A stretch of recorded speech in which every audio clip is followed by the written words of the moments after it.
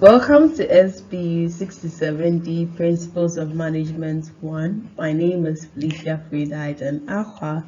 We continue our discussion in Unit 5, Decision Making, and we're going to focus our discussion on individual decision making. By the end of this session, you should be able to identify the different individual behavioral factors of decision making, and you should be able to list and explain these four individual decision making factors. So to begin off, the individual's decision making ability, or there are some things that are going to affect an individual when it comes to making decisions, and this is going to affect the organization as a whole. And so we need to then understand what goes into making decisions as individuals. One or the first things that we can look about or we can talk about is values. Now, I realize that everybody has some values that are key to that person. There are things which you won't trade for. So some people's values are hard work. For some, it's loyalty. For some, it is integrity. For some, it is honesty. And so you realize that the values you have are the things that are going to influence the type of decisions you make. If you're someone who believes in loyalty, you realize that at the end of the day, even when the decision or the outcomes may not be the most favorable to you, you may still be in the word enduring. And these values are part of us. They are things we grow up from. They may have come from our experiences in life, our exposure, our knowledge, and sometimes it may even be because of where we find ourselves or where we are coming from. When it comes to our families, our religion, our upbringing, or the society we found ourselves in, this is where we pick our values from. We also have our personality.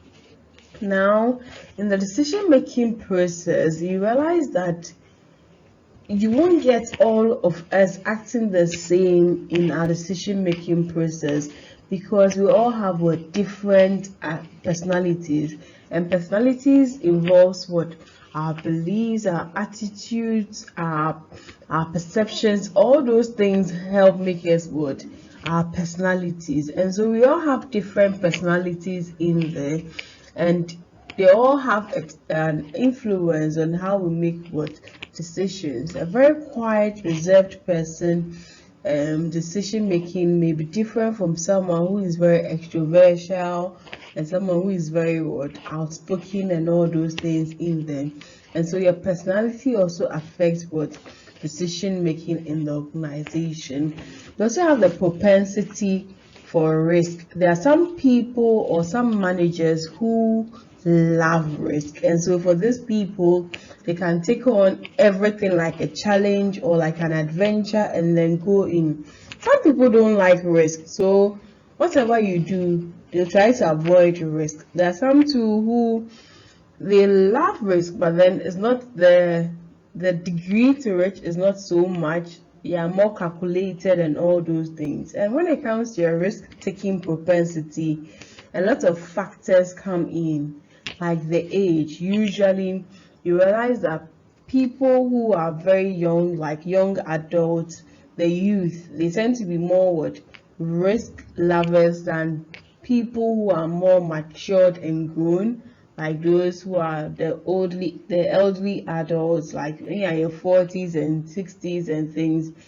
40s, you realize that it tends to be more calculated with your risk.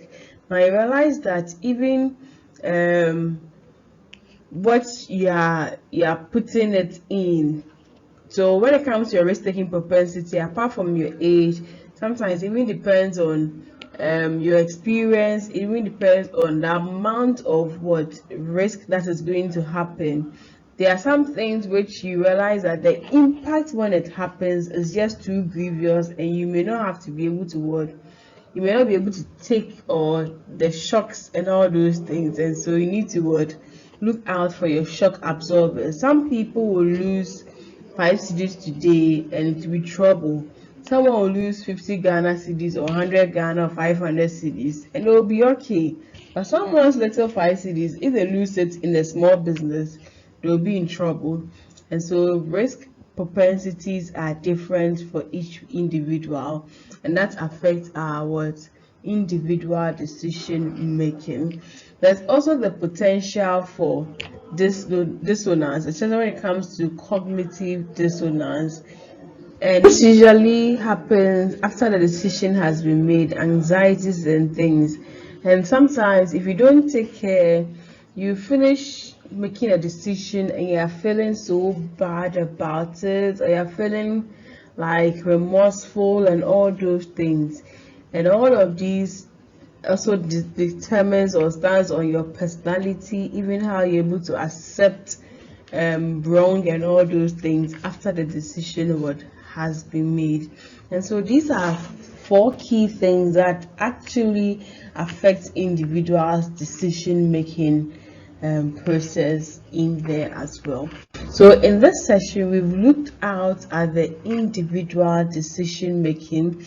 And you remember earlier we talked about the individual versus group, and so we've tackled on the individual session in this session 4. Thank you very much.